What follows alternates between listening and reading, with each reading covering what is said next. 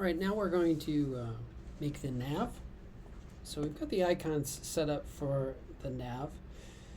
Just like before, it's very important to make reusable elements like these icons into a component. A nice little shortcut for you is if you select any object and you press Shift number 2, it will zoom in to that object. And I want to make this home an icon, this home icon a component. So we'll grab that. Okay, I'm going to name this nav/home. Okay, press Shift F2 and zoom way into it.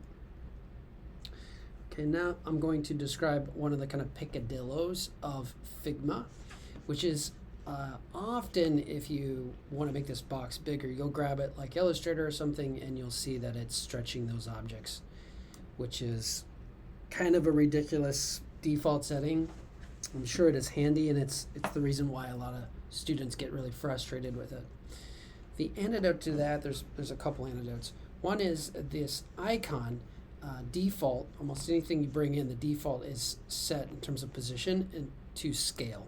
So if you change that to say left and top, or center and top, or center and center, now as you move that frame, it'll stay in the center and stay at the top of it. Hopefully you can see that as handy.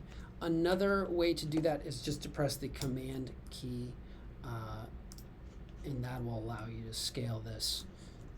So I do want some more room for my type and just a little breathing room. So I'm going to make that box to accommodate it.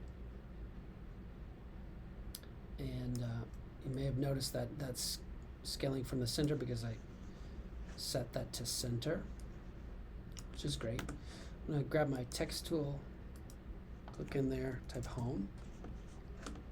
I want to make sure that it's reading that as inside the component. Sometimes if it's outside, it'll take it out of the component. So that can be pretty confusing. The layer system will let you know if it's considering that contained inside that box.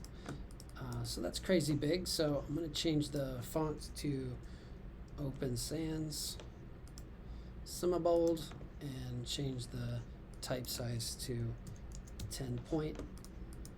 And I'm going to just move that down right about here.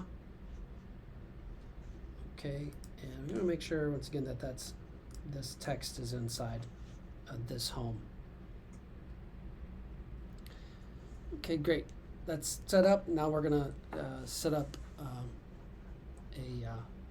a variant of that.